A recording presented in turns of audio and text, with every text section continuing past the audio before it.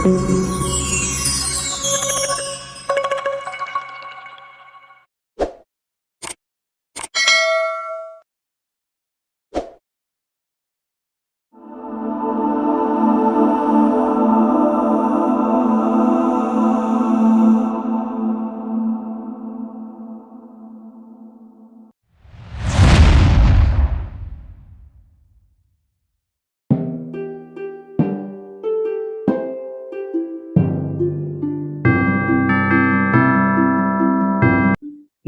లెక్కలేని వేలాదికి వందనాలు, స్తుతులు, స్తోత్రాలు చెల్లించుకుంటున్నాం మా తండ్రి. మా ప్రభువా, గతించినటువంటి సంవత్సరాలు, నెలలు, దినాలు నీ దేగల హస్తాల చాటున, నీ ప్రేమ కలిగినటువంటి బావుల చాటున కాచి భద్రపరిచి మమ్మల్ని ఇంతవరకు సజీవ లెక్కలో ఉంచి నేను స్తుతించడానికి, నిన్ను కీర్తించడానికి, నిన్ను మహిమపరచడానికి, నిన్ను గణపరచడానికి మీరు మాకు ఇచ్చినటువంటి గొప్ప ఆధిక్యతకై నీకు వందనాలు, స్తోత్రాలు చెల్లిస్తున్నాను నాయన.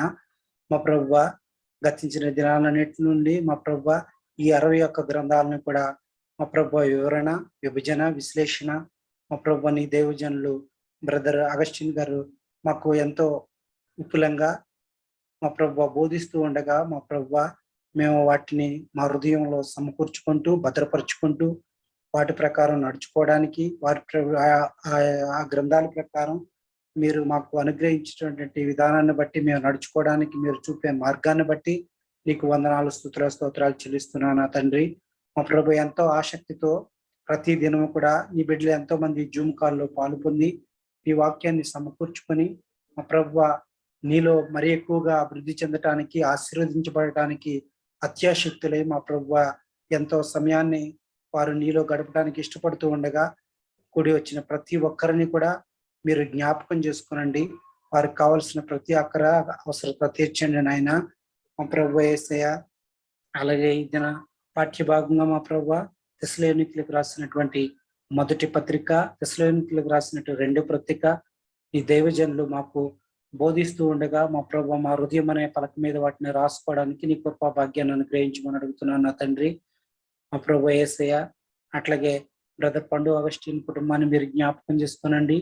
అట్లాగే మరి ముఖ్యంగా అగస్సాన్ని మీరు జ్ఞాపకం చేసుకోనండి నాయన. చిన్న బిడ్డ మా ప్రభువా నీ యొక్క పరిచర్యలో ఎంతో సహకారిగా ఉంటూ మా ప్రభువా ఎంతో తోడ్పాటు కలిగి మా ప్రభు నీ యందు భయభక్తులు కలిగి దినదినము నీలో అభివృద్ధి చెందడానికి నీ కృపా భాగ్యాన్ని అనుగ్రహించినందుకు వందనాలు. కూడి వచ్చిన ప్రతి ఒక్క బిడ్డని మీరు జ్ఞాపకం చేసుకోమని, ఎవరికి అవసరత ఉందో, అక్కర ఎంతో ఉందో నజరేడేస్తున్నాము తీర్చుమని, ముందున్న కార్యక్రమాన్ని మా ప్రభు నీ చేతులకు అప్పగించుకుంటూ నీకే మహిమా ఘనత ప్రభువాలను ఆరోపిస్తూ నజరేయుడైన యేసుక్రీస్తు ప్రభు నామమున అడిగి వినయపూర్వకంగా వేడుకుంటున్నాం తండ్రి. ఆమేన్. థ్యాంక్ యూ అన్నయ్య. చాలా వందనాలు. ప్రార్థన చేసిన అన్నయ్యకి నేను హృదయపూర్వక వందనాలు తెలియజేస్తూ ఉన్నాను. అలాగే ఈ 52, 53వ గ్రంథ బైబిల్ తరగతులకు మరొకసారి మిమ్మల్ని అందరినీ ప్రేమతో ఆహ్వానిస్తూ ఉన్నాను. దేవాది దేవుడు మనలను ప్రేమించి అనుగ్రహించిన ఈ దివ్యమైన దినాలను బట్టి నేను ప్రభువుని స్తుతిస్తున్నాను. ఈరోజు మనం పరిశుద్ధ బైబిల్ గ్రంథంలో అపోస్తలుడైన పౌలు తెస్సలోనికలకు రాసిన మొదటి పత్రిక, అలాగే తెస్సలోనికలకు రాసిన 2వ పత్రిక, ఈ 2 పత్రికల్ని మనము ఈ రాత్రి ధ్యానం చేయనై ఉన్నాం. మొదటి తెస్సలోనికలు, 2వ తెస్సలోనికలు అని అనకూడదు.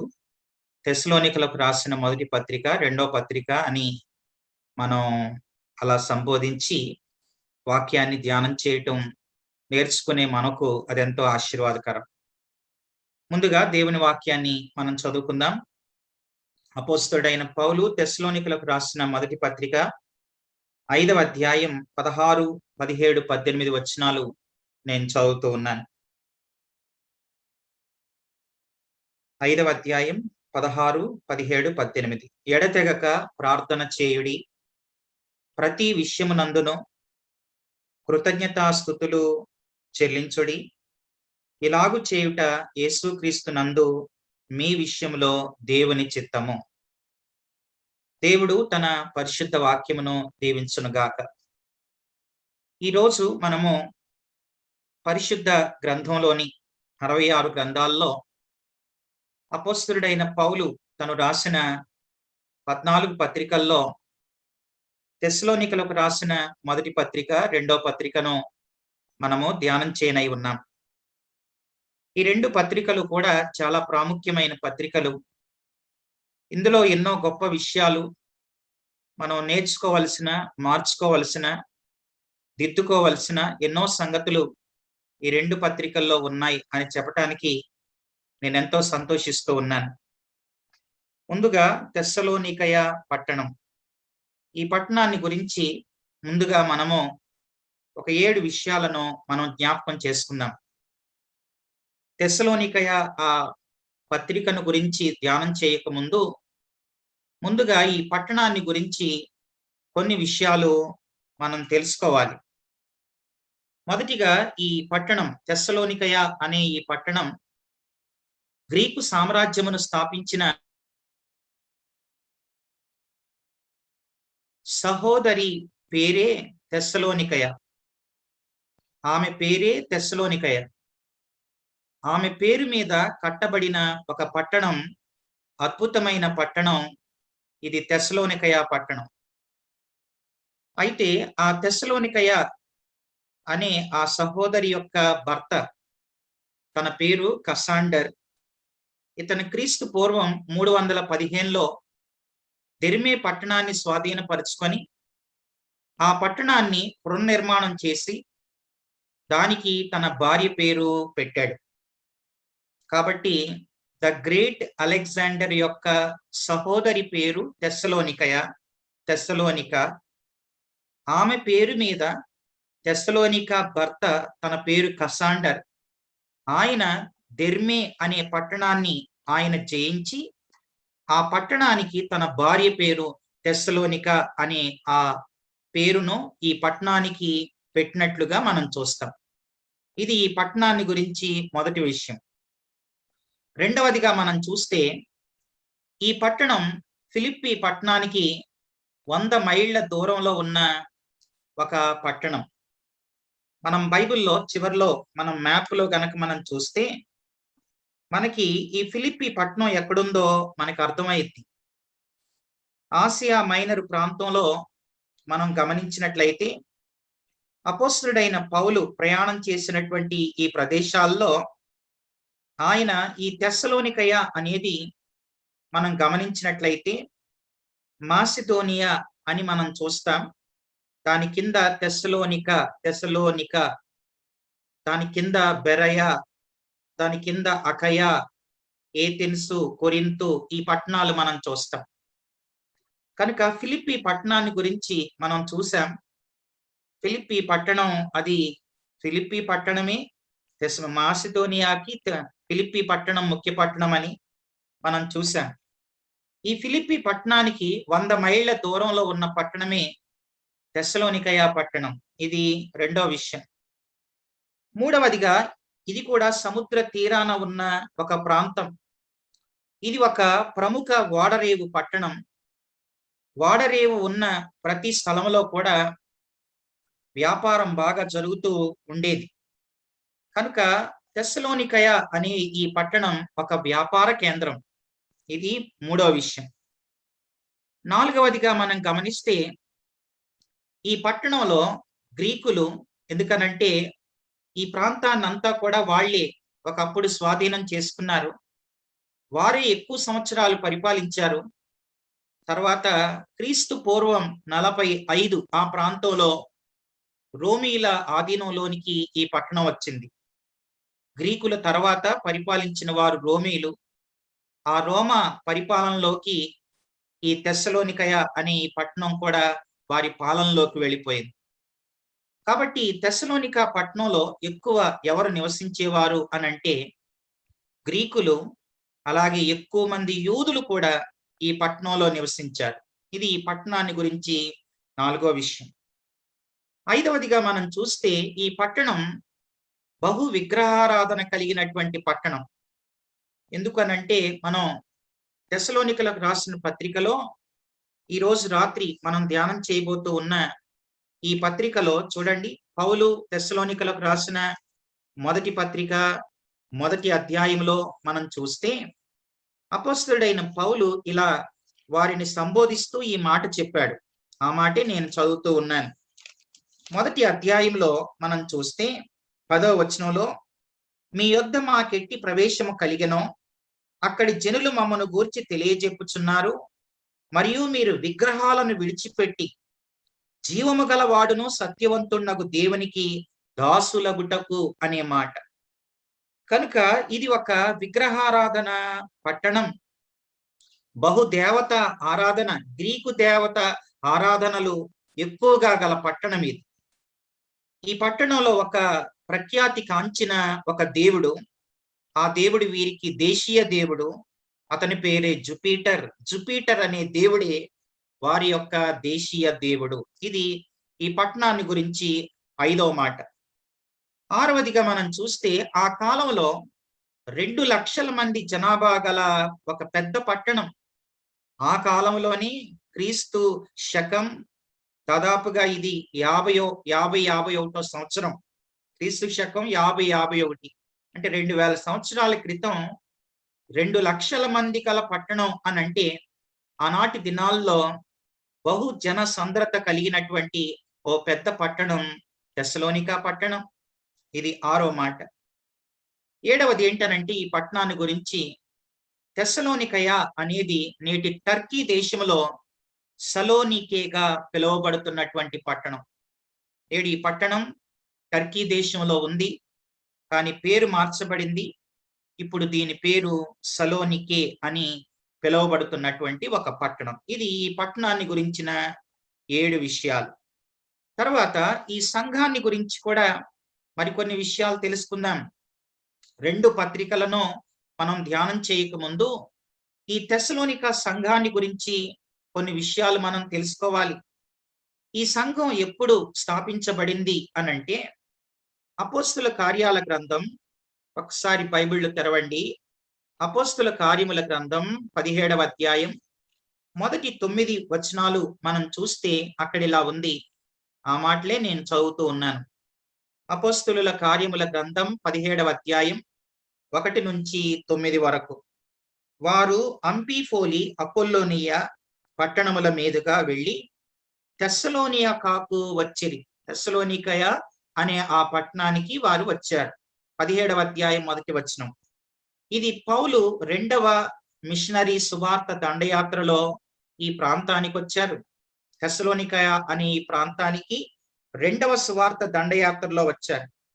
అక్కడ యూదుల సమాజ మందిరం ఒకటి ఉండెను. ఎందుకంటే ఆ పట్టణంలో ఇందాకే చెప్పాను, గ్రీకులు ఎక్కువ, అలాగే యూద మతానికి చెందిన వాళ్ళు ఎక్కువ. యూదుల మతంలో వారికి సునగోగులు ఉండేవి. ప్రతి శనివారం వారు ధర్మశాస్త్రాన్ని, ఆ యూదుల సమాజ మందిరాలు, వాటిని సునగోగ్, సమాజ మందిరాలు అంటారు.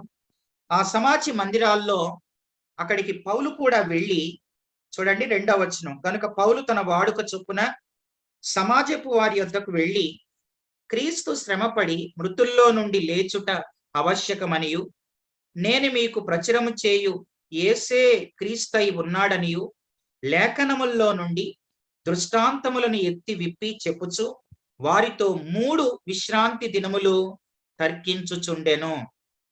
3 విశ్రాంతి దినాలు అంటే 3 వారాలు. 3 వారాలు అపోస్తలుడైన పౌలు తెస్సలోనికయ సంఘంలో చేసిన ఒక అద్భుతమైన పరిచర్య. యూదుల మధ్యలో 3 వారాలు. 3 వారాలే కాదు, మరికొన్ని దినాలు కూడా ఆ ప్రాంతంలో ఉండి ఆయన సేవ చేశారు.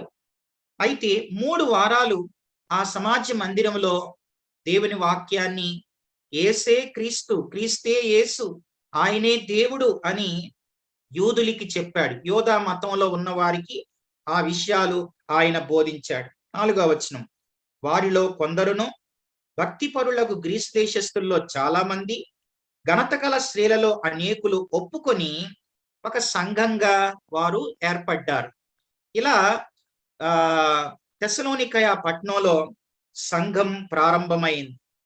వెంటనే ఏం జరిగింది? 5వ వచనం, అయితే యూదులు మత్సరపడి పని పాటులు లేక తిరుగు కొందరు దుష్టులను వెంటబెట్టుకొని గుంపు కూర్చి పట్టణమెల్లా అల్లరి చేయించు యాసోను ఇంటి మీద పడి వారిని జనుల సభ ఎదుటికి తీసుకొని వచ్చుటకు యత్నము చేశారు.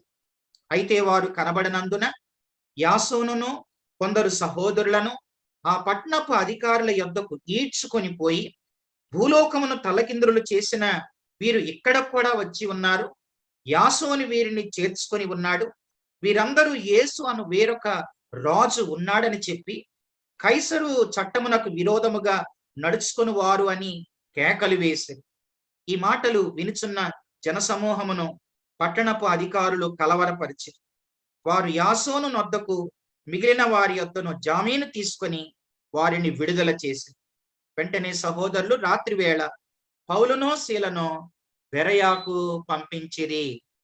కనుక అపోస్తల కార్యాల గ్రంథం 17వ అధ్యాయం మొదటి 9 వచనాల్లో ఇంత గొప్ప ఉపద్రవాలలో, ఇంత గొప్ప కష్టమైన ప్రతికూల పరిస్థితులలో, ఆ 3 వారాల ఆ పరిచర్యలో ఎంతో మంది గ్రీకులు ఆ విగ్రహారాధన నుండి, అలాగే పౌలు యొక్క మాటలు విన్న అనేక మంది యేసు ప్రభుని, స్త్రీలు, పురుషులు వారు యేసు ప్రభుని సొంత రక్షకుడుగా అలాంటి ప్రతికూల పరిస్థితుల్లో కూడా అంగీకరించారు.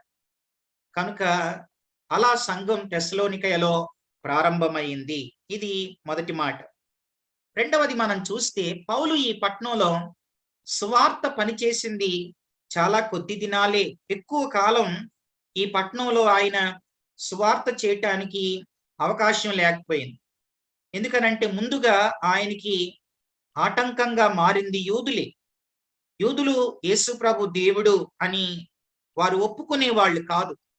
యోధ మత ధర్మశాస్త్రం, సున్నతి, ఆచారాలు, పండుగలు అవే వారికి ముఖ్యం. కాబట్టి యేసుక్రీస్తు దేవుడు కాదు అని వారి వాదన. కాబట్టి ఇలాంటి పరిస్థితుల్లో వారి మధ్యలో సువార్త చేయటం చాలా కష్టం అయిపోయింది. కాబట్టి పౌలు శీల ఇద్దరు కూడా బెరయా అనే ప్రాంతానికి, మ్యాప్లో మనం తెస్సలోనిక తర్వాత బెరయా అని మనం చూస్తాం, ఆ బెరయా ప్రాంతానికి పౌలు శీల వెళ్ళిపోయారు. ఇది రెండో విషయం. మూడవదిగా మనం చూస్తే ఒక ప్రక్కన యూదుల ద్వారా, మరొక ప్రక్కన రోమీల ద్వారా ఎదురైన ఎన్నో శ్రమల మధ్యలో ప్రభువును అంగీకరించిన సంఘం తెస్సలోనికయ సంఘం. ఈ తెస్సలోనికయ సంఘం చాలా అద్భుతమైన సంఘం. ఈ సంఘానికి ఎన్నో శ్రేష్టమైన లక్షణాలు ఉన్నాయి. వీళ్ళు అంగీకరించిన పరిస్థితులు చూస్తే ఎవరైనా భయపడే పరిస్థితులు. ఒక ప్రక్కన యూదులు, మరొక పక్కన రోమీలు. ఆ గ్రీకు ఆ కల్చర్లో నుండి యేసు ప్రభువుని నమ్ముకోవటం అంత సులభమైన పని కాదు. కానీ ఇక్కడ అనేక మంది పౌలు యొక్క సువార్త ద్వారా, పౌలు చెప్పిన ఆ సువార్తను బట్టి ఆ రక్షకుడు మాకు కావాలి, ఆ యేసు మాకు కావాలని యేసును తమ సొంత రక్షకుడుగా అంగీకరించి యేసు కొరకు ఎన్ని శ్రమలైనా అనుభవించటానికి సిద్ధపడిన సంఘం తెస్సలోనికయ సంఘం. ఇది మూడవ విషయం. నాలుగో మాట ఏంటనంటే, ఈ సంఘపు పరిచర్యను పొందిన ఆ కాలం, ఈ సంఘం అపోస్తలుడైన పౌలు యొక్క పరిచర్యను పొందిన కాలం కొద్ది కాలమే అయినా ప్రభువులో ఎంతో స్థిరంగా ఉన్న సంఘం. ఈ సంఘం యొక్క ఆ పరిస్థితిని తిమోతి ద్వారా పౌలు విన్నప్పుడు ఎంతో సంతోషించాడు, పరవశించాడు. కొద్ది కాలంలోనే వాళ్ళు ఇంత స్థిరంగా ఉన్నారు, వెనుకకు పోకుండా, వెనుకకు జారిపోకుండా ఇంత స్థిరంగా ఉన్నారు అని అంటే, ప్రభువా నీకు వందనాలు అని సంఘాన్ని బట్టి దేవునికి కృతజ్ఞతలు తెలిపాడు. కనుక ఈ సంఘం పరిచర్యను పొందిన కాలం కొద్ది కాలమే అయినా ప్రభువులో స్థిరంగా ఉన్న సంఘం. ఇది నాలుగవది. ఐదవది ఏంటనంటే, ఈ సంఘం చుట్టూ ఉన్న సంఘాలకు మాదిరిగా ఉన్న సంఘం. అద్భుతం. అసలు తెస్సలోనికయ సంఘం వారి చుట్టూ ఉన్న సంఘాలకి ఒక మాదిరిగా ఉన్న సంఘం. చూడండి, తెస్సలోనికలకు రాసిన మొదటి పత్రిక 1వ అధ్యాయం, మనం ఆ మాట నేను చదువుతున్నాను. చూడండి, ఆ మాట 7వ వచనంలో, తెస్సలోనికలకు రాసిన మొదటి పత్రిక 1వ అధ్యాయం 7వ వచనంలో, కాబట్టి మాసిదోనియాలోను, అకయాలోను, విశ్వాసులందరికీ మాదిరి అయితిరి. ఈ క్రొత్తగా నమ్ముకున్న ఈ విశ్వాసులు మాసిదోనియా సంఘానికి, మాసిదోనియా సంఘం కూడా చాలా శ్రేష్టమైన సంఘం. మాసిదోనియా సంఘమే పౌలు ఎక్కడికి వెళ్ళినా, చెరసాలలో ఉన్నా ఆర్థికంగా సహాయం చేసే సంఘం. అలాగే అకయ, మాసిదోనియా, అకయ, ఈ సంఘాలకు మాదిరిగా ఇప్పుడు ఈ తెస్సలోనికయ సంఘం ఉన్నది అని అంటే ఎంత అద్భుతంగా, కొద్ది దినాలే అయినా ప్రభువులో ఎంతో స్థిరంగా ప్రభువుని హత్తుకొని ప్రభు కొరకు చావటానికి కూడా ఏమాత్రం వెనకాడని సంఘం తెస్సలోనికయ సంఘం. అద్భుతమైన సంఘం. ఈ సంఘాన్ని గురించి ఈ 5 మాటలు మనం చూస్తాం. తర్వాత ఈ సంఘం యొక్క ఈ రాసిన పత్రికను గురించి మనం గమనించినట్లయితే, తెస్సలోనియలో కొద్ది దినాల పరిచర్య తర్వాత పౌలు ఈ పట్టణంలో కొద్ది దినాలే ఉన్నాడు.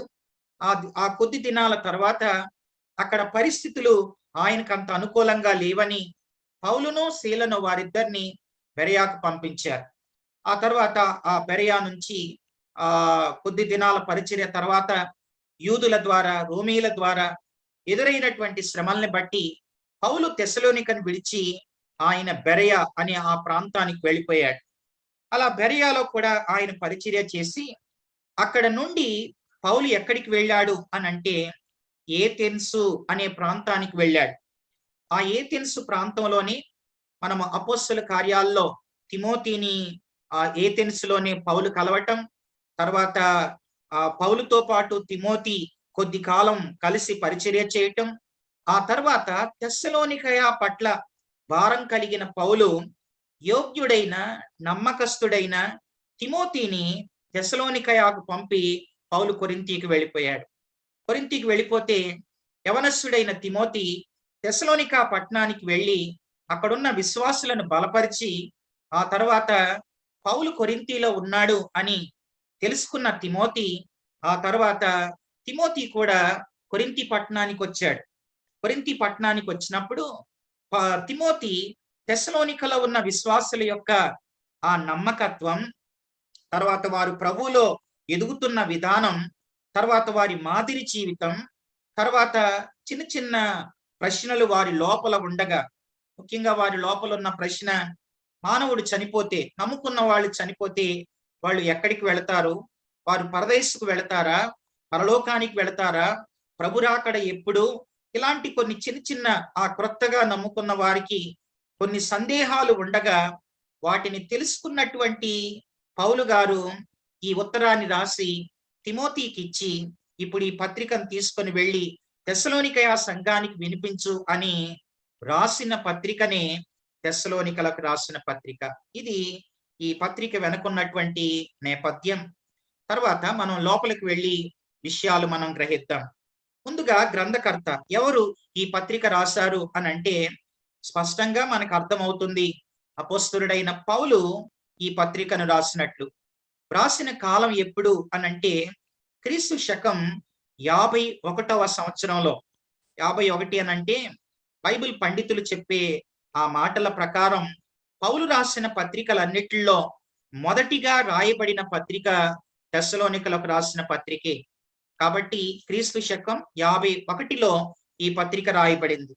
ఈ పత్రికకు ఈ పేరు ఎలా వచ్చింది అని అంటే తెస్సలోనికయలో ఉన్న సంఘానికి రాసిన పత్రికను కాబట్టి తెస్సలోనికయ అనే పేరు రావటం జరిగింది. ఇది 3వ విషయం. 4వదిగా మనం గమనిస్తే సంకల్పం, ఉద్దేశం. ఏంటి ఈ పత్రిక యొక్క సంకల్పం, ఉద్దేశం ఏంటి అని అంటే 3 ప్రధానమైన విషయాలతో ఈ తెస్సలోనికలకు రాసిన మొదటి పత్రిక రాయటం జరిగింది. మొదటి ఉద్దేశం, సంకల్పం, హింసలలో వారు చూపినటువంటి స్థిరమైన విశ్వాసాన్ని బట్టి, వారి సహనాన్ని బట్టి విశ్వాసులను అభినందించుట. ఎందుకనంటే వీరు ప్రభువుని నమ్ముకున్న నూతన విశ్వాసులు. వీరు నమ్ముకొని ఎంతో కాలం కాలేదు. ప్రభువులో వీరు కొత్త శిశువులు లాంటి వాళ్ళు. అలాంటి నూతన శిశువులైన ప్రభువులో క్రొత్తగా జన్మించిన వీరి ఆధ్యాత్మిక జీవితాలకు, వారి ఆధ్యాత్మిక స్థితిని బట్టి ఎంతో ఆనందిస్తూ, అభినందిస్తూ, దేవునికి కృతజ్ఞతాస్తుతులు చెల్లిస్తూ రాసినటువంటి పత్రిక ఈ తెస్సలోనికలకు రాసిన పత్రిక. కనుక సంకల్పం ఉద్దేశం మొదటిది, హింసలలో వారు చూపిన స్థిరమైన విశ్వాసాన్ని బట్టి, వారి సహనమును బట్టి విశ్వాసులను అభినందించుట. ఇది మొదటి మాట.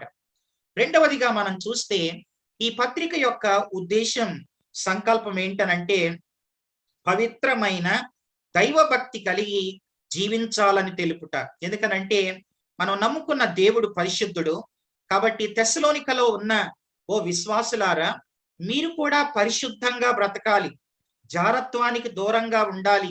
ఇదే మీ పట్ల, మనందరి పట్ల దేవుని చిత్తం అని తెలుపుతూ ఆ ఉద్దేశాన్ని తెలిపిన పత్రికే తెస్సలోనికలకు రాసిన పత్రిక. మూడవదిగా మనం చూస్తే రాకడ కొరకు విశ్వాసులను సిద్ధపరచుట.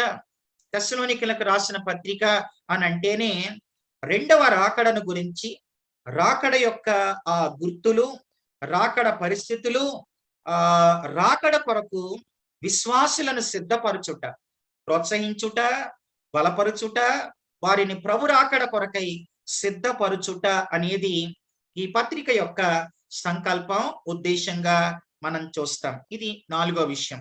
ఐదవదిగా మనం చూస్తే ముఖ్యమైన పదం ఏంటనంటే ప్రార్థన.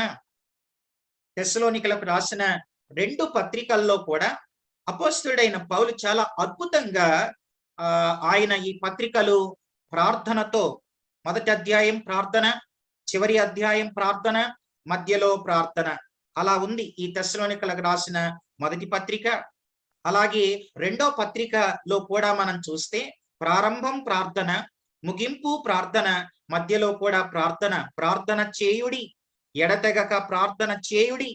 ఆ మాటలు మనం తెస్సలోనికలకు రాసిన మొదటి పత్రికలో ఎడతెగక ప్రార్థన చేయుడి అనే మాట ఈ పత్రికలోనే మనం చూస్తాం. కాబట్టి ముఖ్యమైన పదం ప్రార్థన, ప్రార్థన, అది మనం గమనించాలి. తర్వాత ఆరవదిగా ముఖ్యమైన అధ్యాయము ఏంటి అనంటే 4వ అధ్యాయం. తెస్సలోనికలకు రాసిన మొదటి పత్రికలో ముఖ్యమైన అధ్యాయం 4వ అధ్యాయం. 4వ అధ్యాయం చాలా ప్రాముఖ్యమైనటువంటి అధ్యాయం. ఎన్నో విషయాలు ఇందులో మనం చూస్తాం. తర్వాత 7వదిగా ముఖ్యమైన వచనం ఏంటనంటే 4వ అధ్యాయం 17వ వచనం. ఆ మీదట సజీవులమై నిలిచి ఉండు మనము వారితో కూడా ఏకముగా ప్రభువును ఎదుర్కొనుటకు ఆకాశ మండలమునకు మేఘముల మీద కొనిపోబడిదము, కాగా మనము సదాకాలము ప్రభుతో కూడా ఉందుము. కాబట్టి ముఖ్యమైన వచనం 4వ అధ్యాయం 17వ వచనం. 8వది ముఖ్యమైన వ్యక్తులు. తెస్సలోనికలకు రాసిన మొదటి పత్రికలో ముఖ్యమైన వ్యక్తులు, అలాగే రెండో పత్రికలో ముఖ్యమైన వ్యక్తులు ఎవరు అనంటే, ఒకటి పౌలు, రెండవది తిమోతి, మూడవది శీల, నాలుగవది యాసోను. యాసోను అనే ఆయన, ఆ పౌలు, శీల వీళ్ళిద్దరూ కూడా తెస్సలోనికయ పట్టణానికి వెళ్ళినప్పుడు చేరదీసిన వాడు, తన ఇంట్లో వారిని చేర్చుకున్నవాడు యాసోను. యాసోనును పట్టుకున్నారు, జరిమానా విధించారు, తాకీదు రాయించారు. అతను నువ్వు చేర్చుకున్నావు అని యాసోనును, యూదులు అక్కడ ఉన్నటువంటి వారు యాసోనును బాధ పెట్టారు. ఈ మాట అపోస్తల కార్యాలు 17వ అధ్యాయంలో మనం చూస్తాం. తర్వాత తెస్సలోనికయ సంఘం, ఇవి ముఖ్యమైనటువంటి వ్యక్తులుగా మనం 8వదిగా చూస్తాం. తర్వాత 9వది సంక్షిప్త వివరణ. తెస్సలోనికలకు రాసిన మొదటి పత్రిక యొక్క సంక్షిప్త వివరణ. మొత్తం అధ్యాయాలు 5 అధ్యాయాలు మనం చూస్తాం. మొత్తం వచనములు ఎన్ని అనంటే 89 వచనాలు. 5 అధ్యాయాలు 89 వచనాలు.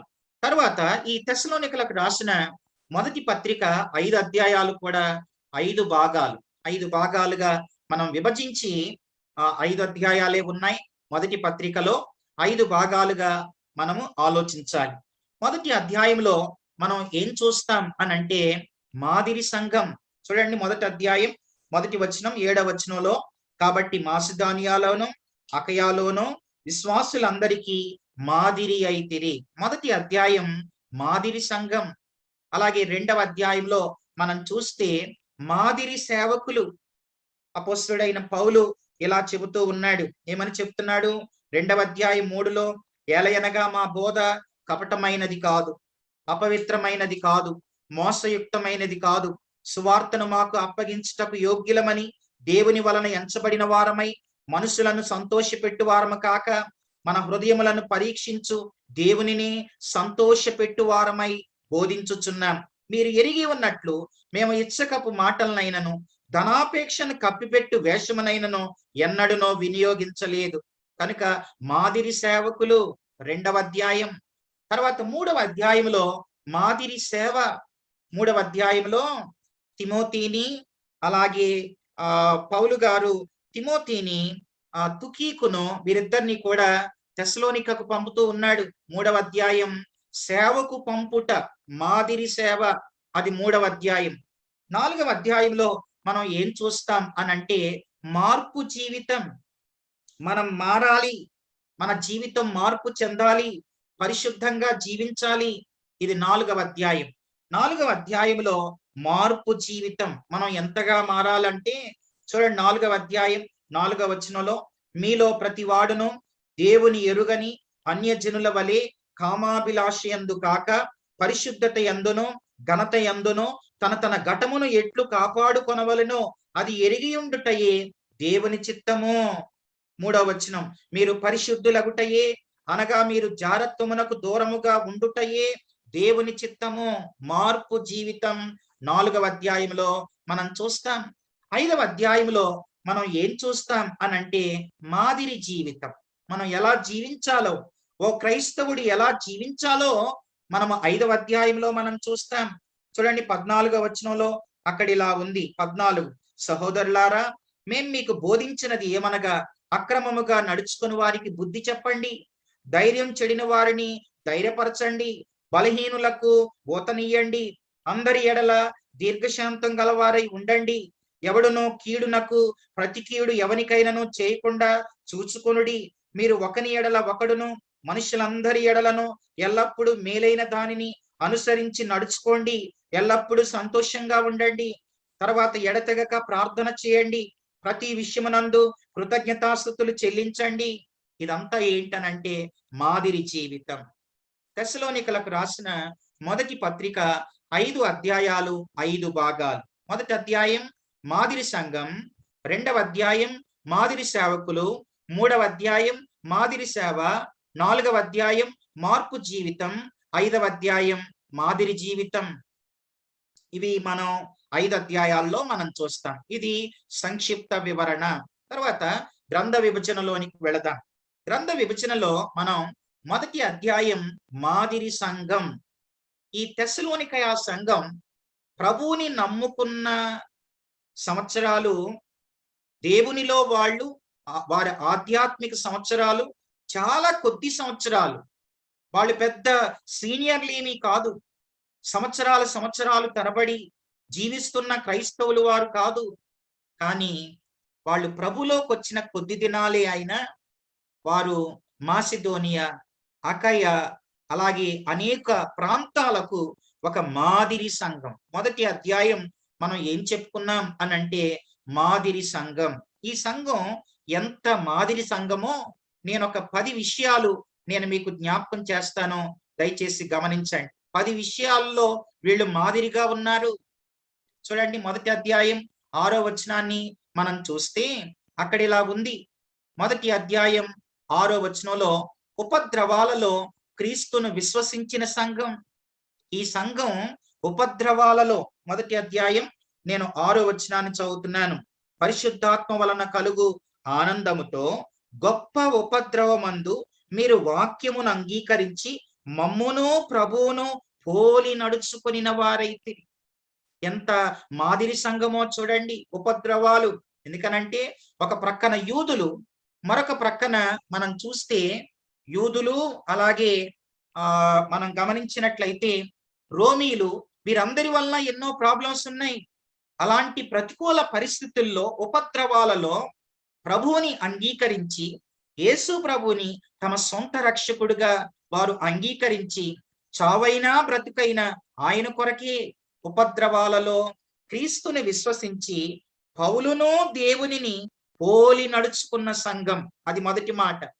రెండవది మనం చూస్తే 10వ వచనంలో విగ్రహాలను విడిచిపెట్టి జీవము గల దేవుణ్ణి అంగీకరించిన సంఘం. ఇది రెండవ మాట. విగ్రహాలు విడిచిపెట్టడం అని అంటే చెప్పాను ఇందాకే, ఆ ప్రాంతంలో మనం గమనించినట్లయితే ఆ విగ్రహాలను విడిచిపెట్టారు. తర్వాత ఆ వారు కొలిచే అలాంటి వాటి అన్య ఆ పరిస్థితుల నుంచి జీవము గల దేవుని వైపు తిరుగుట అది ఎంతో కష్టమైన విషయం. కానీ వీరు వాటన్నిటినీ విడిచిపెట్టేశారు. చూడండి 10వ వచనంలో అక్కడ ఇలా ఉంది, ఆ మాట నేను చదువుతున్నాను. మీ యొద్ద మాకెట్టి ప్రవేశం కలిగనో అక్కడి జనులు మమ్మను గూర్చి తెలియజెప్పుచున్నారు. మరియు మీరు విగ్రహాలు విడిచిపెట్టి జీవము గలవాడును సత్యవంతునగు దేవునికి దాసులగుటకు. కనుక రెండవది, విగ్రహాలను విడిచిపెట్టి జీవము గల దేవుణ్ణి అంగీకరించిన సంఘం. మూడవదిగా మనం చూస్తే 7వ వచనంలో ఇది మాదిరి సంఘం. ఇది మాదిరి సంఘం. వినండి ఒక మాట, ఇన్ని సంవత్సరాల క్రైస్తవ జీవితంలో ఈ తొలి క్రైస్తవులు మాసిదోనియా, అకయ అనే వారికి వీరు మాదిరిగా ఉన్నారు. మన జీవితాలు ఇన్ని సంవత్సరాల క్రైస్తవ జీవితంలో మనం ఎవరికి మాదిరిగా ఉన్నాం? మాదిరి సంఘం.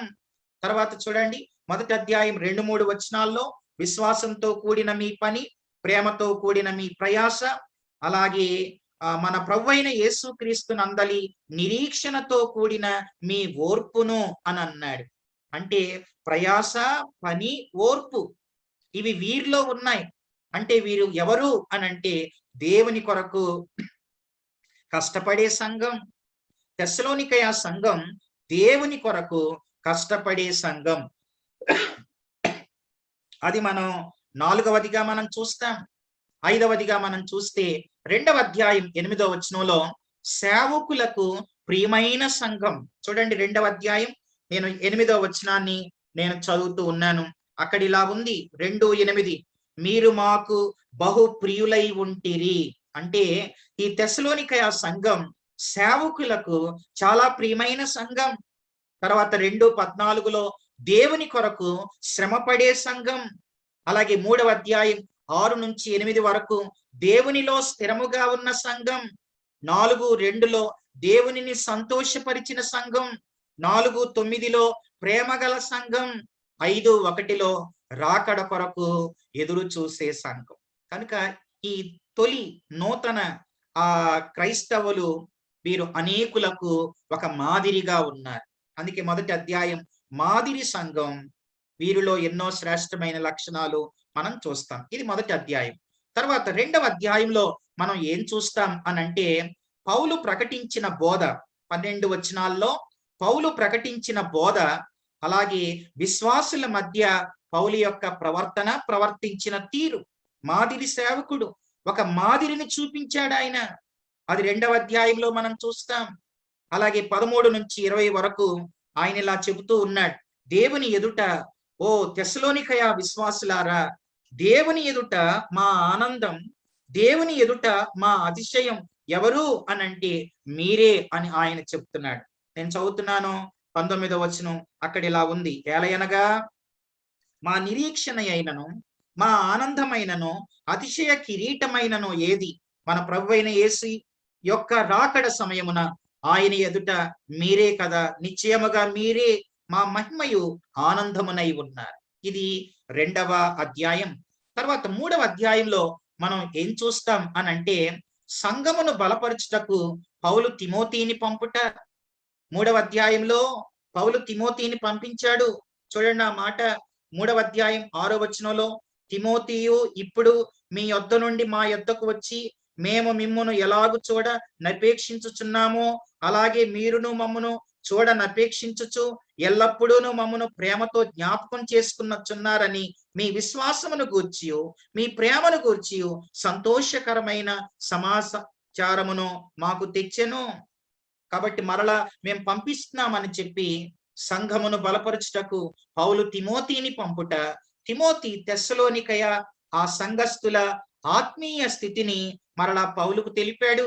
ఇది 3వ అధ్యాయంలో మనం చూస్తాం. తర్వాత 4వ అధ్యాయంలో మనం ఏం చూస్తాం అనంటే 4వ అధ్యాయం చాలా ప్రాముఖ్యమైన అధ్యాయం. చూడండి 4వ అధ్యాయం మొదటి 12 వచనాల్లో మనం ఏం చూస్తాం అనంటే దేవునిని సంతోషపరచుట దేవుని చిత్తమును నెరవేర్చుట. దేవుణ్ణి సంతోషపరచాలి, దేవుని చిత్తమును నెరవేర్చాలి. దేవుని చిత్తం ఏంటి? 4వ అధ్యాయం 3వ వచనం, మీరు పరిశుద్ధులగుటయే దేవుని చిత్తం. తర్వాత 4-5 వచనాల్లో తన ఘటమును ఎలా మనం కాపాడుకోవాలో అది ఎరిగి ఉండుటయే దేవుని చిత్తం. పరిశుద్ధంగా బ్రతుకుట ద్వారా దేవునికి సంతోషం, ఘటమును కాపాడుకొనుట ద్వారా దేవునికి సంతోషం, ఇతరుల పట్ల ప్రేమ కలిగి ఉండుట ద్వారా దేవునికి సంతోషం. కనుక 4వ అధ్యాయం మొదటి 12 వచనాలలో ఆ విషయాన్ని మనం చూస్తాం. తర్వాత 13 నుంచి 18 వరకు, 4వ అధ్యాయం 13 నుంచి 18 వరకు మనం ఏం చూస్తాం అనంటే, సహోదరులారా, నిరీక్షణ లేని ఇతరుల వలె మీరు దుఃఖపడకుండా నిమిత్తం నిద్రించుచున్న వారిని గూర్చి మీకు తెలియకుండుట మాకిష్టం లేదు. అంటే ఆ తొలి క్రైస్తవులు, తెస్సలోనికయ క్రైస్తవులు ఒకవేళ ప్రభువుని నమ్మి చనిపోతే వారి పరిస్థితి ఏంటో తెలుసుకొనగోరారు తిమోతి ద్వారా. కాబట్టి వివరణ ఇస్తూ ఉన్నాడు 4వ అధ్యాయం 13 నుంచి. ఏమని చెప్తున్నాడు ఆయన? 14వ వచనం, యేసు మృతి పొంది తిరిగి లేచినని మనము నమ్మిన ఎడల అదే ప్రకారము యేసునందు నిద్రించే వారిని దేవుడు ఆయనతో కూడా వెంటబెట్టుకొని వచ్చును. మేము ప్రభు మాటను బట్టి మీతో చెప్పునదేమనగా, ప్రభు రాకడ వరకు సజీవులమై నిలిచి ఉండు మనము నిద్రించిన వారి కంటే ఆయన సన్నిధికి ముందుగా చేరం. ఆర్భాటముతోనూ ప్రధాన దూత శబ్దముతోనూ దేవుని బోరతోనూ పరలోకము నుండి ప్రభు దిగివచ్చును. క్రీస్తు నందుండి మృతులైన వారు మొదట లేతురు. ఆ మీదట సజీవులమై నిలిచి ఉండు మనం వారితో కూడా ఏకముగా ప్రభువును ఎదుర్కొనుటకు ఆకాశ మండలమునకు మేఘముల మీద కొనిపోబడుదుము. కాగా మనం సదాకాలం ప్రభువుతో కూడా ఉందుము. కాబట్టి మీరు ఈ మాటల చేత ఒకరినొకడు ఆదరించుకొనుడి. ఇది మనం ఒక విధంగా చెప్పాలంటే తెస్సలోనికయలకు రాసిన పత్రికల్లో, 2 పత్రికల్లో కూడా ప్రతి అధ్యాయం చివర రాకడను గురించిన సంగతులు పౌలు బోధించాడు. రాకడ గురించి క్రీస్తునందు ప్రియులారా వినండి, రాకడను గురించి మనం కొన్ని విషయాలు గ్రహించాలి. 2వ పత్రిక, మొదటి పత్రికలో రాకడను గురించిన విషయాలు చాలా స్పష్టంగా ఉన్నాయి. పరలోకములో ఉన్న యేసు ప్రభు, పరదైసు అంటే 3వ ఆకాశంలో ఉన్న పరిశుద్ధుల్ని వెంటబెట్టుకొని ఆయన ఆకాశ మండలం, దాన్ని మధ్యాకాశం అంటాం. కనుక ఆకాశ మండలానికి ప్రభు వస్తాడు. ప్రభు వచ్చినప్పుడు భూమి మీద ఉన్న సంఘం కనురెప్పపాటున ఎత్తబడద్ది. ఎత్తబడిన ఆ సంఘం ఆకాశ మండలంలో అంటే మధ్యాకాశంలో సంఘం అక్కడ 7 సంవత్సరాలు ఉంటది. ఆ 7 సంవత్సరాలు భూమి మీద 7 ఏండ్ల శ్రమలు. ఆ 7 సంవత్సరాల్లో భూమి మీద పరిశుద్ధాత్ముడు ఉండడు. ఇప్పుడు పరిశుద్ధాత్ముడు ఉన్నాడు. ఆ 7 సంవత్సరాల్లో భూమి మీద పరిశుద్ధాత్ముడు ఉండడు. ఆ 7 సంవత్సరాలు అంటే భూమి మీద 7 ఏండ్ల కాలపు ఆ పరిపాలన, ఆ శ్రమల కాలంలో ఎవరు పరిపాలిస్తారు అనంటే, కనబడకుండా పనిచేసే ఒక శక్తి, అది సాతానుడు. రెండవదిగా క్రూర మృగం, క్రీస్తు విరోధి. మూడవదిగా అబద్ధ ప్రవక్త. ఈ ముగ్గురు కూడా 7 సంవత్సరాలు వారు ఈ భూమి మీద పరిపాలన చేస్తారు. వ్యక్తులు కనిపించడానికి 2 కనబడతారు. వీరిద్దరిని నడిపించే ఒక శక్తి, అది సాతాను శక్తి. కనుక ఆ విషయాలు తెస్సలోనికలకు రాసిన పత్రిక 4వ అధ్యాయంలో, అలాగే 2వ పత్రికలో కూడా ఈ విషయాలు జ్ఞాపకం చేస్తున్నాడు. కాబట్టి రాకడను గురించిన విషయాలు చెబుతూ ఆ తర్వాత 5వ అధ్యాయంలో ఆయన ఇలా చెప్పాడు.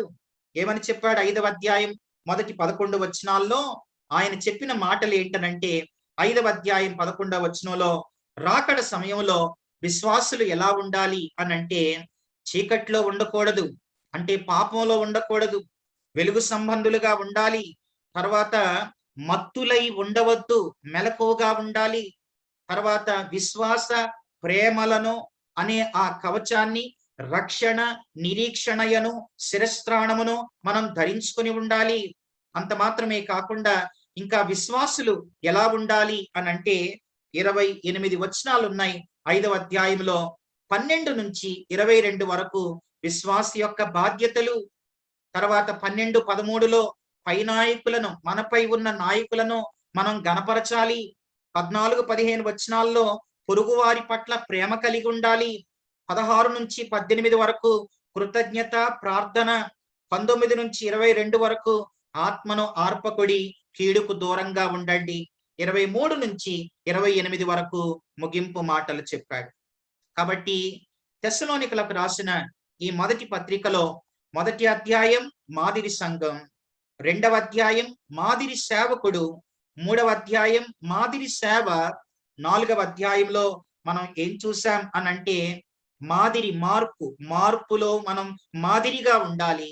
5వ అధ్యాయంలో మనం మారిన జీవితం, మన జీవితమే మార్పు చెంది మన జీవితంలో చూపించవలసిన ఆ బాధ్యతలేంటో 5వ అధ్యాయంలో ఆయన జ్ఞాపకం చేశాడు. ఇది 5 అధ్యాయాల యొక్క వివరణ, విభజన, విశ్లేషణ. తర్వాత తెస్సలోనికలకు రాసిన రెండో పత్రిక కూడా అపోస్తలుడైన పౌలు ద్వారానే రాయబడింది. కాలం, తర్వాత ఉద్దేశం, ఇవన్నీ కూడా మొదటి పత్రికకు ఏ విషయాలైతే ఉన్నాయో రెండో పత్రికలో కూడా అవే మనం చూస్తాం. ఈ మొదటి పత్రికకు అలాగే రెండవ పత్రికకు మధ్యలో గ్యాప్ ఎంతనంటే కేవలం 5-6 నెలలు మాత్రమే. ఈ 5-6 నెలల ఈ గ్యాప్ లో జరిగిన విషయం ఏంటనంటే అపోస్తలుడైన పౌలు, చూడండి, తెస్సలోనికలకు రాసిన రెండో పత్రిక యొక్క నేపథ్యాన్ని చెబుతూ ఉన్నాను. నేపథ్యం ఏంటనంటే ఈ పత్రిక నేపథ్యం మొదటి పత్రికను పౌలు ద్వారా ఇచ్చి తెస్సలోనికలకు పంపించాడు. ఆ పత్రిక వారు చదువుకున్నారు. చదువుకొని 5వ అధ్యాయంలో మనం గమనిస్తే తెస్సలోనికి రాసిన మొదటి పత్రిక 5వ అధ్యాయం మొదటి వచనంలో, సహోదరులారా, కాలములను గూర్చి, ఆ కాలమును గూర్చి, ఆ సమయములను గూర్చి మీకు రాయనక్కర్లేదు. మీ దగ్గర నేను ఉన్నప్పుడు ఈ విషయాలన్నీ మీకు చెప్పాను. రాత్రి వేళ దొంగ ఎలాగ వచ్చునో అలాగే ప్రభు దినం వచ్చునని మీకు బాగుగా తెలియను అని విషయాలన్నీ కూడా ప్రభు రాకడను గురించి చెప్పాడు. ఈ ఉత్తరం చదువుకున్నారు తెస్సలోనికలు. చదువుకున్న తర్వాత ఏం జరిగింది అనంటే వినండి. ఈ తెస్సలోనికలకు రాసిన రెండవ పత్రిక యొక్క నేపథ్యాన్ని చెప్తున్నాను. పౌలు మొదటి పత్రిక రాసిన కొద్ది కాలానికి ఈ పత్రిక రాశాడు. 5-6 నెలల గ్యాప్ తర్వాత ఈ రెండవ పత్రిక. ఈ పత్రికను ఆయన ఏ ప్రాంతం నుండి రాశాడు అనంటే కొరింథీ పట్టణం నుంచి ఈ రెండో పత్రిక రాయటం జరిగింది. మొదటి పత్రికను చదివిన తెస్సలోనికలు యేసు అతి త్వరలో తిరిగి వస్తాడని భావించి కొంతమంది పని చేయటం పూర్తిగా మానేసి ప్రభు రాకడ కోసం ఎదురు చూస్తూ ఉన్నదంతా తింటూ ఇంట్లోనే ఉంటూ కాలం గడిపేస్తా ఉన్నారు. ఇంట్లోనే ఉంటున్నారు. ఎలాగో ప్రభు రాకడ ఉంది, ఆయన ఎప్పుడు వస్తాడో పౌలు గారు చెప్పారు. రాత్రి వేళ దొంగ ఎలాగ వస్తాడో అని ఆయన వచ్చేస్తున్నాడు. ప్రభు ఎలాగ వచ్చేస్తాడు కదా, ఈ ఉన్నదంతా ఏం చేయాలని ఇంట్లోనే ఉంటూ బాగా తింటూ కాలం గడిపేస్తా ఉన్నారు. పని చేయట్లేదు వాళ్ళిక. తర్వాత తెస్సలోనికలు ప్రభు యొక్క రాకడను సరిగా అర్థం చేసుకోలేదని వారు తప్పుడు అభిప్రాయాన్ని సరిదిద్దటానికి పౌలు ఈ రెండో పత్రిక రాశాడు. ఇది తెస్సలోనికలకు రాసిన రెండవ పత్రిక యొక్క నేపథ్యం. తర్వాత రెండో పత్రిక యొక్క సంక్షిప్త వివరణ. జాగ్రత్త వినండి. రెండో పత్రికలో కేవలం 3 అధ్యాయాలు ఉన్నాయి. 3 అధ్యాయాలు మనం చూస్తాం. 3 అధ్యాయాల్లో మొత్తం అధ్యాయాలు 3 అధ్యాయాలు. మొత్తం వచనాలు ఎన్ని అనంటే 46 వచనాలు. ఈ 46 వచనాలు కూడా 3 అధ్యాయాలు 3 భాగాలు. మొదటి అధ్యాయంలో మనం ఏం చూస్తాం అనంటే పౌలుకున్నటువంటి ఒక మంచి లక్షణం ఏంటనంటే పౌలు పత్రికలు 14 పత్రికల్లో ఆయన ప్రారంభం ఎలా ఉంటదనంటే సంఘాన్ని ప్రోత్సహిస్తాడు. మిమ్మల్ని బట్టి నేను ఎంతో సంతోషిస్తున్నాను. మీ ప్రేమను బట్టి మిమ్మల్ని జ్ఞాపకం చేసుకున్నప్పుడల్లా నా హృదయం ఎంతో ఉప్పొంగిపోతూ ఉంది. మీ ప్రేమను చూసినప్పుడు, మీ మార్పును చూసినప్పుడు, నేను మీ ప్రాంతానికి వచ్చినప్పుడు అని ఆయన ప్రోత్సహిస్తాడు. మొదటి అధ్యాయం సంఘమును ప్రోత్సహించుట. రెండవ అధ్యాయంలో రాకడ త్వరగా ఉంది అని వారు రాకడను గురించిన విషయాలు కొన్ని వారు తప్పుగా అర్థం చేసుకున్నారు. కాబట్టి రాకడ పరిస్థితులలో సంభవించబోయే సంగతులు రెండవ అధ్యాయంలో చాలా వివరంగా వివరించాడు ఆయన. సంగతులను తెలియపరచుట అది రెండవ అధ్యాయం. 3వ అధ్యాయంలో మనం ఏం చూస్తాం అనంటే ఎలాగో ప్రభు వచ్చేస్తాడు కాబట్టి ఏ పని చేయకుండా ఇంట్లో తింటూ వారు ఉంటూ ఉన్నారు. వారిని గద్దిస్తూ ఇలా చెప్తున్నాడు. 3వ అధ్యాయం 10వ వచనం. మరియు మేము మీ యొద్ద ఉన్నప్పుడు ఎవడైనను పని చేయనొల్లని ఎడల వాడు భోజనం కూడా చేయకూడదని మీకు ఆజ్ఞాపించాం. అప్పుడే మీకు గుర్తు లేదా? మీలో కొందరు ఏ పని చేయక పరుల జోలికి పోవచ్చు, అక్రమంగా నడుచుకుంటున్నారని మేము విన్నాం. కాబట్టి అట్టివారు నెమ్మదిగా పని పని చేయాలి. అట్టివారు నెమ్మదిగా పని చేస్తూ సొంతముగా సంపాదించుకొనిన ఆహారం భుజించాలని, పని చేయాలని వారిని సరిదిద్దుతూ ఉన్నాడు. కనుక 2వ పత్రిక యొక్క మనము ఆ వివరణ చూస్తే, 1వ అధ్యాయం సంఘమును ప్రోత్సహించుట, 2వ అధ్యాయం సంగతులను తెలియపరచుట, 3వ అధ్యాయం సోమరులను సరిదిద్దుట. ఇవి సంక్షిప్త వివరణ. తర్వాత గ్రంథ విభజనలోనికి వెళదాం. పౌలు తెస్సలోనికలకు రాసిన 2వ పత్రిక యొక్క గ్రంథ విభజన. 1వ అధ్యాయం మనం ఏం చెప్పుకున్నాం అనంటే, సంఘమును ప్రోత్సహించుట. 1-2 వచనాల్లో ఆయన శుభములు చెబుతూ ఉన్నాడు. చూడండి, మన తండ్రి అయిన దేవుని యందును ప్రభు అయిన యేసుక్రీస్తు నందును ఉన్న తెస్సలోనికయల సంఘమునకు పౌలును, సిల్వానును, తిమోతియును శుభమని చెప్పి వ్రాయినది శుభాలు చెబుతూ ఉన్నాడు. తర్వాత 3-12 వరకు మనం ఏం చూస్తాం అనంటే, కృతజ్ఞతలు తెలుపుట, వారి కొరకు ప్రార్థించుట, అలాగే నమ్మిన వారు నమ్మకంగా ఉంటే వారు పరలోకంలో ఉంటారని, నమ్మని వారందరూ కూడా దండనకు పాత్రులవుతారని ఆయన తెలియచేస్తూ ఉన్నాడు. చూడండి, ఆ మాట 6వ వచనాన్ని నేను చదువుతున్నాను. ప్రభు అయిన యేసు తన ప్రభావమును కనుపరచు దూతలతో కూడా పరలోకము నుండి అగ్ని జ్వాలలలో ప్రత్యక్షమై దేవుని ఎరుగని వారికిని, మన ప్రభు అయిన యేసు సువార్తకు లోబడని వారికిని ప్రతిదండన చేయునప్పుడు మిమ్మల్ని శ్రమపరచు వారికి శ్రమయు, శ్రమ పొందుచున్న మీకు మాతో కూడా విశ్రాంతియు అనుగ్రహించుట దేవునికి న్యాయమే.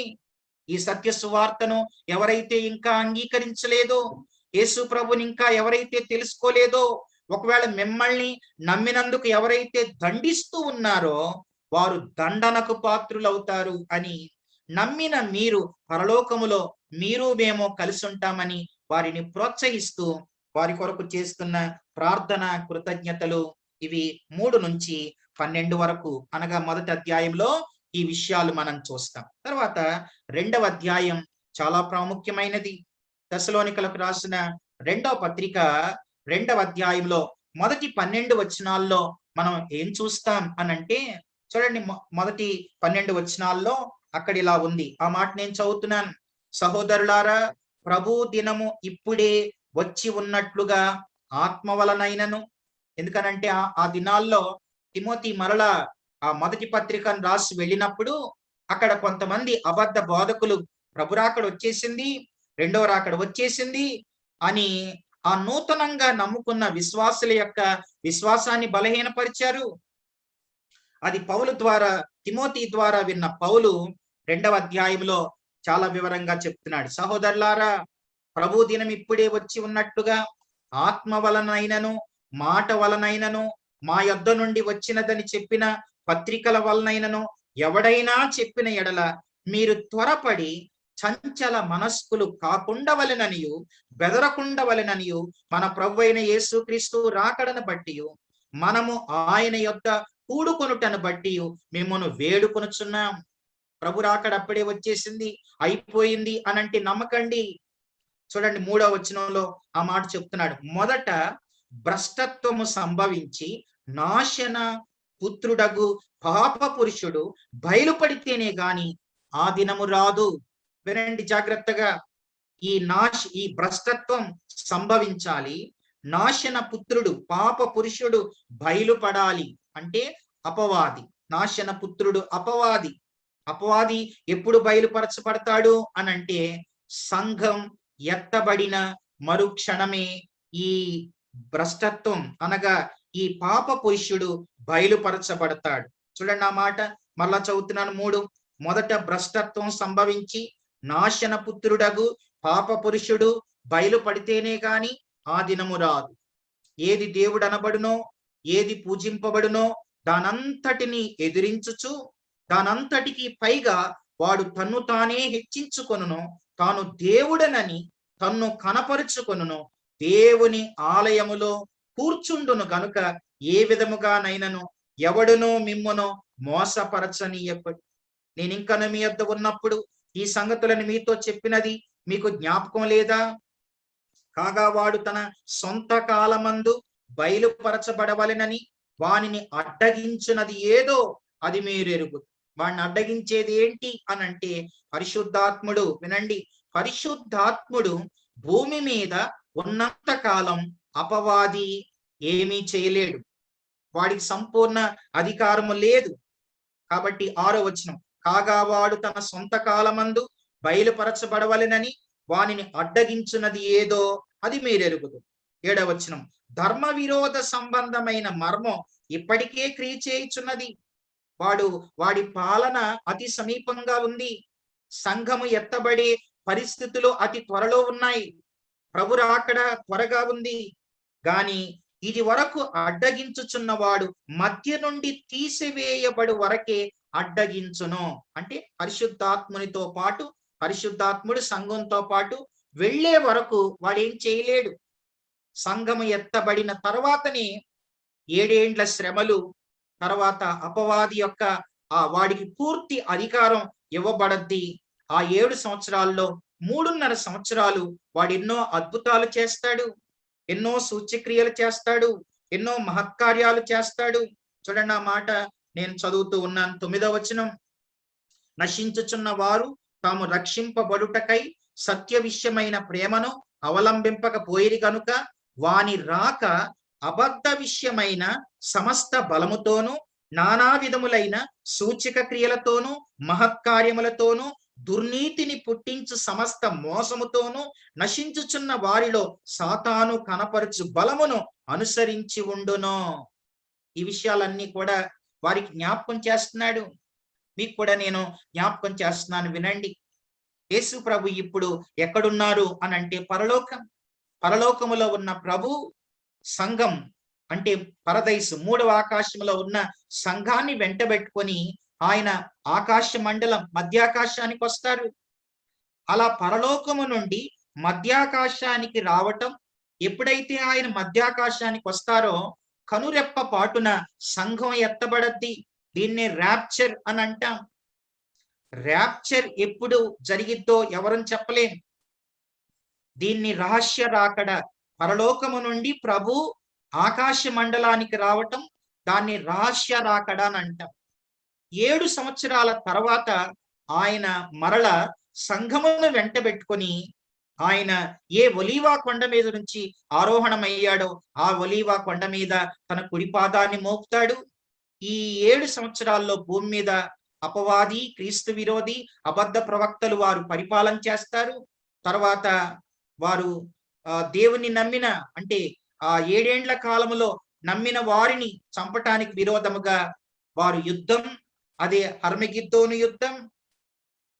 కాబట్టి ఇవన్నీ జరగవలసి ఉన్నది అని జ్ఞాపకం చేస్తున్నాడు. కాబట్టి 2వ రాకడ అనంటే రాకడకి ముందు సంఘం ఎత్తబడద్ది. 2వ రాకడకి ముందే సంఘం ఎత్తబడి ఆకాశ మండలంలో మధ్యాకాశంలో 7 సంవత్సరాలు సంఘం అక్కడ ఉంటది.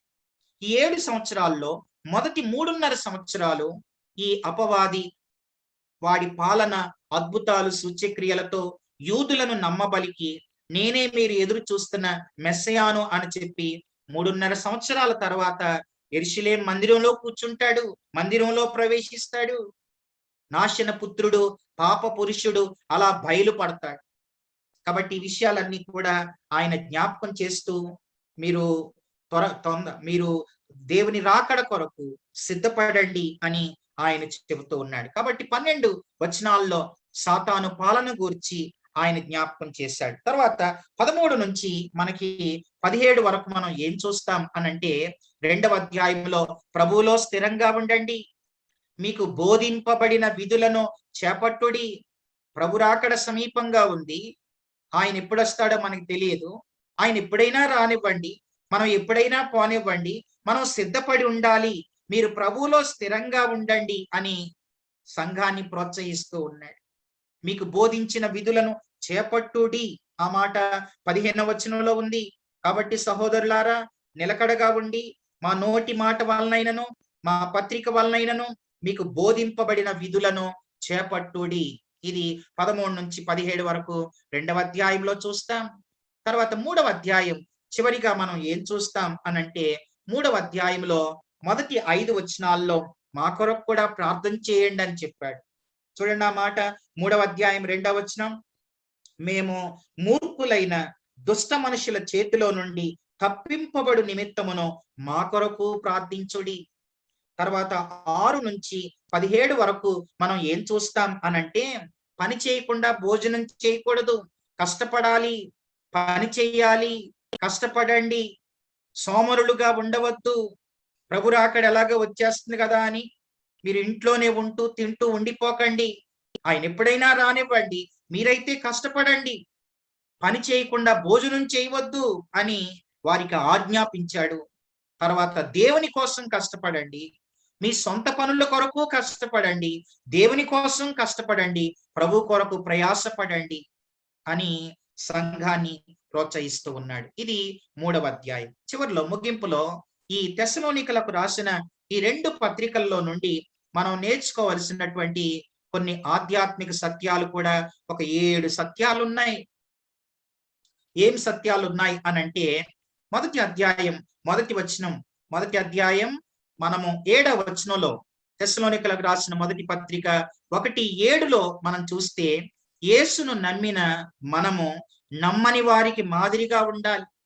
చూడండి, వీళ్ళు నమ్ముకొని తొలి దినాలు కొద్ది దినాలే అయినా మాసిదోనియా, అకయ, మిగతా సంఘాలకు వీరు మాదిరిగా ఉన్నారు. అలాగే మనం కూడా మాదిరిగా ఉండాలి, దేవుని ఎదుట నమ్మకస్తులుగా జీవించాలి. రెండవదిగా మనం చూస్తే, సత్యమైన బోధను అనుసరించి సత్య మార్గంలో నడుచుకోవాలి, సత్యం కోసమే జీవించాలి. ఇది 2వ విషయం. 3వది ఏంటనంటే, మనకు కూడా మన జీవితాల్లో శ్రమలు రావచ్చు, తర్వాత ఉపద్రవాలు మన జీవితాల్లో కూడా కలగొచ్చు. శ్రమలలో స్థిరమైన విశ్వాసం కలిగి స్థిరమైన హృదయంతో ప్రభువుని హత్తుకోవాలని ఈ పత్రికల ద్వారా మనం నేర్చుకుంటూ ఉన్నాం. 4వదిగా ఏంటనంటే, దేవుణ్ణి సంతోషపరచాలి, సంపూర్ణమైన భక్తి జీవితాన్ని మనం కలిగి జీవించాలి, పరిశుద్ధంగా బ్రతకాలి. తర్వాత మన ఘటాలను మనం కాపాడుకోవాలి, అపవిత్రమైన జీవితాలకు దూరంగా ఉండాలి, కొన్ని శరీర సంబంధమైన కామాభిలాషలకు దూరంగా ఉండాలి, దేవుణ్ణి సంతోషపరచాలి, సంపూర్ణమైన భక్తి జీవితాన్ని కలిగి జీవించాలి.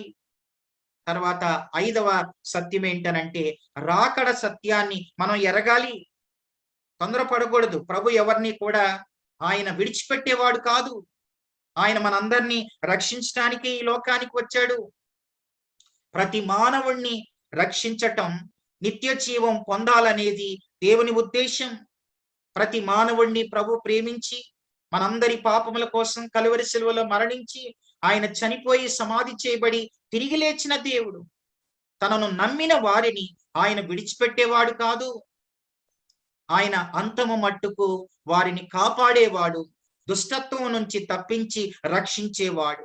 కాబట్టి సత్యాన్ని మనం ఎరగాలి, రాకడ కొరకు ఎదురు చూస్తూ జీవించాలి. తర్వాత 6వదిగా కష్టపడాలి, కష్టార్జితాన్ని అనుభవించాలి.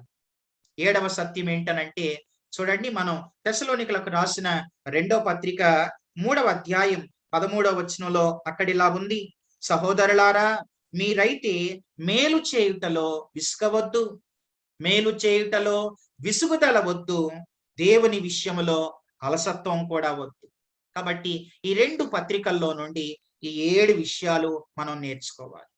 కాబట్టి తెస్సలోనిక సంఘం ఇది పెద్ద అనుభవం కలిగిన, ఎన్నో సంవత్సరాల అనుభవం కలిగిన సంఘం కాకపోయినా, ఉపద్రవాలలో, శ్రమల్లో, కష్టాల్లో ప్రభువుని అంగీకరించి దేవుని కోసం నమ్మకంగా అనేకులకు మాదిరిగా జీవించిన సంఘమే తెస్సలోనికయ సంఘం. కాబట్టి మనం కూడా ఈ సంఘం వలె మనం కూడా జీవించాలని ఈ 2 పత్రికల ద్వారా మనం నేర్చుకుంటూ ఉన్నాం. కాబట్టి రాకడ కొరకు సిద్ధపడదాం, రాకడ వరకు కష్టపడదాం. అట్టి కృప దేవుడు మనందరికీ దయచేయును గాక.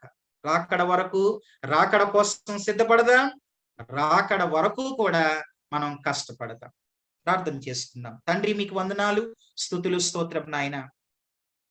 తెస్సలోనికలకు రాసిన 2 పత్రికలలో మీరు తెలియచేసిన ఆత్మ సంబంధమైన విషయాలను బట్టి మిమ్మలను స్తుతిస్తూ ఉన్నాం. ప్రభువా, మిమ్మలను నమ్ముకున్న నూతన విశ్వాసులు ప్రభువా, ఎంతో మందికి మాదిరిగా జీవించిన తెస్సలోనిక సంఘాన్ని మా ముందు మీరు పెట్టారు. మేము కూడా ఆ సంఘం వలి ఉపద్రవాలలో, శ్రమలలో, ప్రతికూల పరిస్థితులలో ప్రభువా మిమ్మలను విడువక మీరు ఆకడ కొరకు ఎదురు చూస్తూ, మీకోసం కష్టపడుతూ, మీకోసం జీవించే కృప మా అందరికీ అనుగ్రహించమని, మా ప్రియులందరినీ మీ కృపలో జ్ఞాపకం చేసుకోమని, మరలా రేపు రాత్రి మేము కలుసుకునే వరకు మీరే మాకు తోడై ఉండుమని యేసుక్రీస్తు ఘనమైన నామములో ప్రార్థన చేయించున్నాము తండ్రి. మన తండ్రి అయిన దేవుని ప్రేమ, కుమారుడైన యేసుక్రీస్తు కృప, పరిశుద్ధాత్మ దేవుని సహవాసం సదాకాలము తోడై ఉండును గాక. ఆమేన్.